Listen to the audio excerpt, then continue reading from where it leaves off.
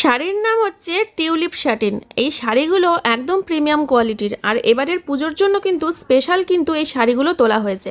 তোমাদের যদি ভালো লাগে থাকে অবশ্যই বুকিং করতে পারো। শাড়ির কালার জাস্ট অসাধারণ, আর তার সাথে মিনার কাজ রয়েছে।